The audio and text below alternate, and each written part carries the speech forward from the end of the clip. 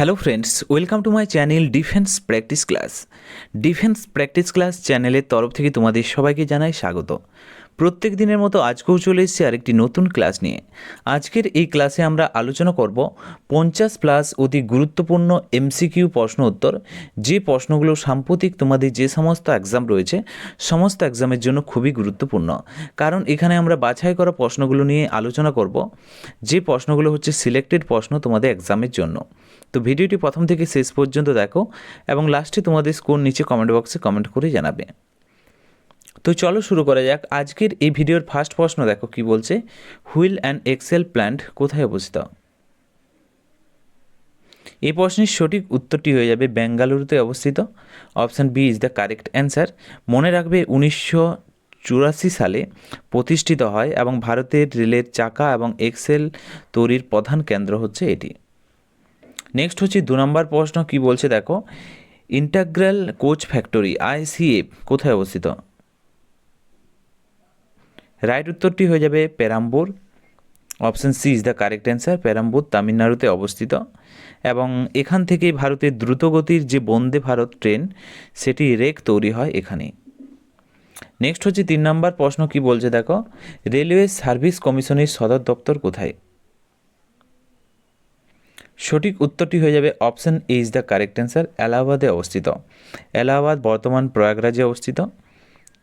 Next প্রশ্ন হচ্ছে 4 নম্বর প্রশ্ন, ব্রডগেজের মাপ কত? ব্রডগেজের মাপ হলো, সঠিক উত্তরটি হয়ে যাবে 1.67 metre, 1.67 metre. Option C is the correct answer.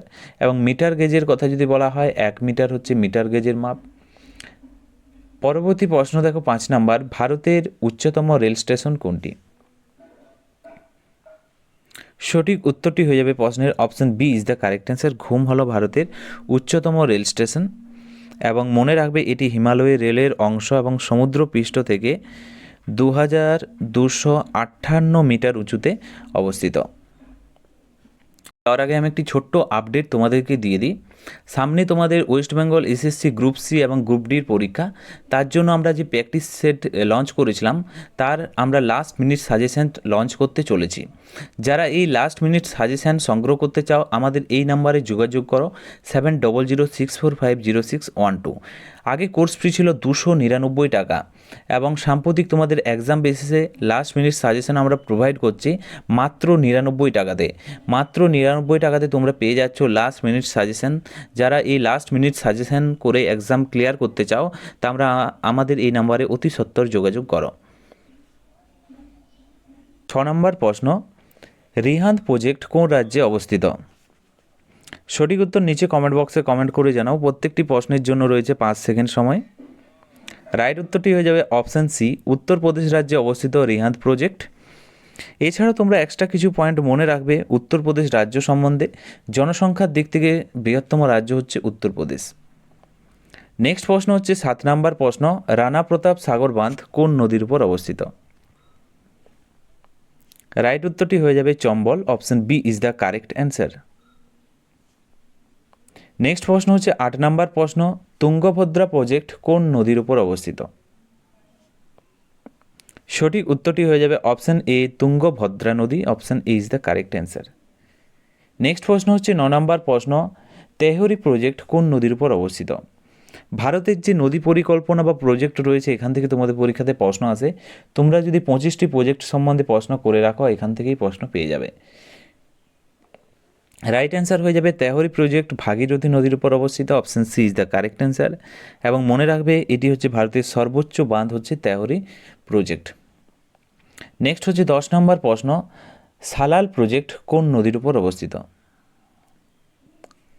সঠিক উত্তরটি হয়ে যাবে option B is the correct answer, Chenab, এবং এটি জম্মু কাশ্মীরে অবস্থিত। নেক্সট হচ্ছে 11 নম্বর প্রশ্ন, যমুনা নদীর তীরে কোন শহর অবস্থিত? সঠিক উত্তরটি হয়ে যাবে 4টি অপশান রয়েছে, অপশান ডি সবগুলিই, যেমন দিল্লি, আগ্রা, মথুরা, এগুলি সবগুলিই হচ্ছে যমুনা নদীর তীরে অবস্থিত। নেক্সট হচ্ছে 12 নম্বর প্রশ্ন কি বলছে দেখো, অযোধ্যা কোন নদীর তীরে অবস্থিত? সঠিক উত্তরটি হয়ে যাবে অপশান বি সরয়ু নদী। নেক্সট হচ্ছে 13 নম্বর প্রশ্ন, তিরুচিরাপল্লী কোন নদীর তীরে অবস্থিত? রাইট উত্তরটি হয়ে যাবে অপশন সি কাবেরী নদী। নেক্সট প্রশ্ন 14 নম্বর প্রশ্ন, যৌনপুর কোন নদীর তীরে অবস্থিত?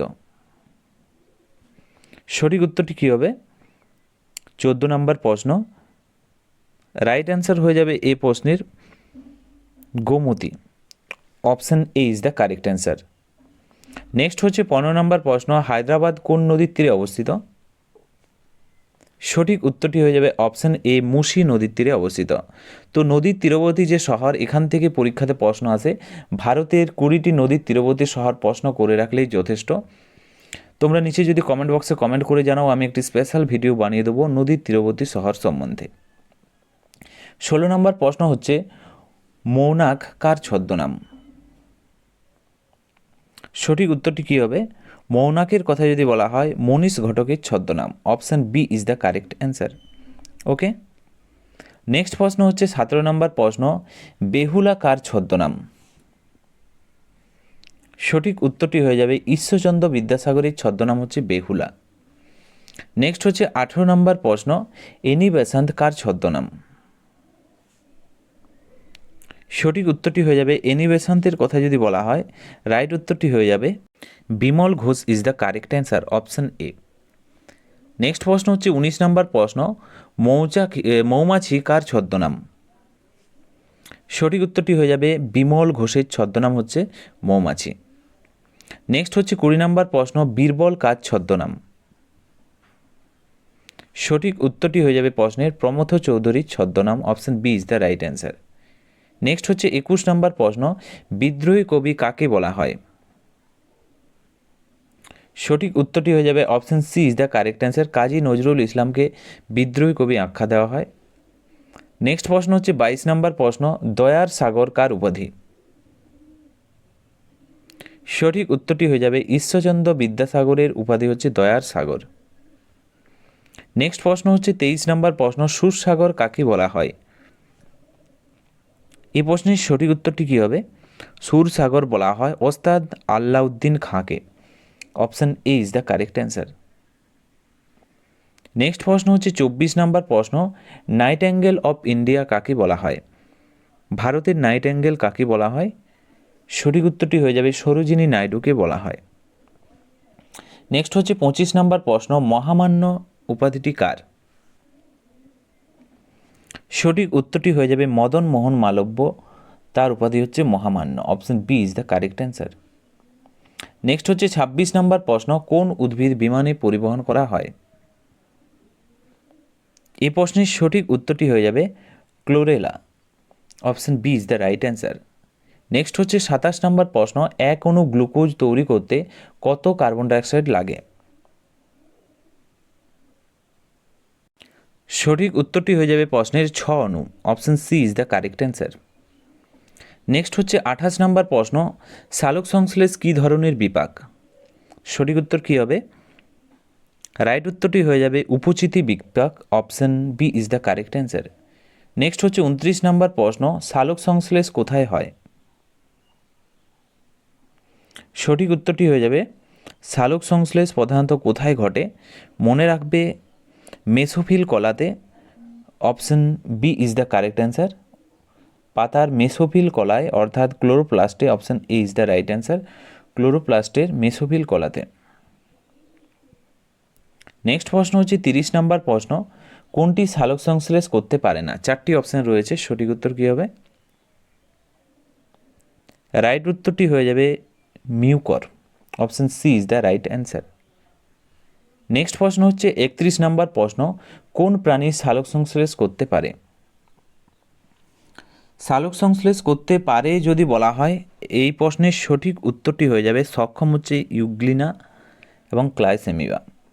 ওকে, ক্রাইসেমিবা এবং ইউগ্লিনা করতে পারে।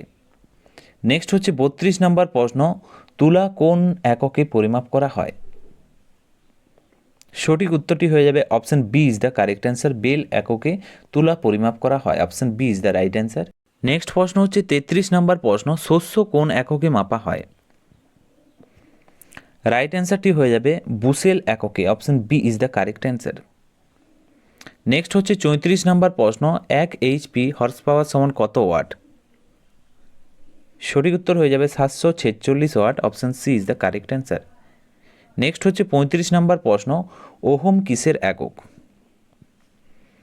সঠিক উত্তরটি হয়ে যাবে option C is the right answer, রোধের একক হলো ওহম। 36 নম্বর প্রশ্ন হচ্ছে, ভারতের প্রাচীনতম সভ্যতা কোনটি?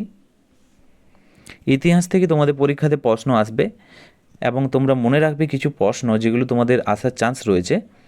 ভারতের প্রাচীনতম সভ্যতা হচ্ছে মেহেরগড় সভ্যতা, option B is the right answer. Next হচ্ছে 37 নম্বর, সিন্ধু সভ্যতার প্রধান বন্দর ছিল কোনটি? রাইট উত্তরটি হয়ে যাবে অপশান বি, লোথাল।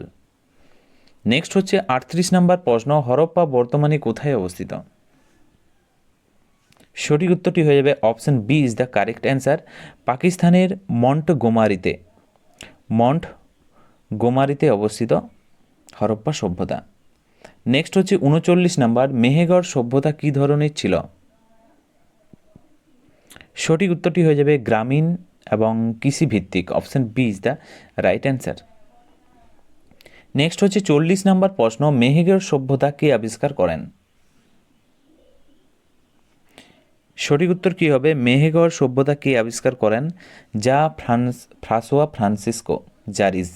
ওকে, সঠিক উত্তর হয়ে যাবে যা François Jarrige, option B is the correct answer. Next হচ্ছে 41 নম্বর প্রশ্ন, সেরেস এবং এরিস আসলে কি?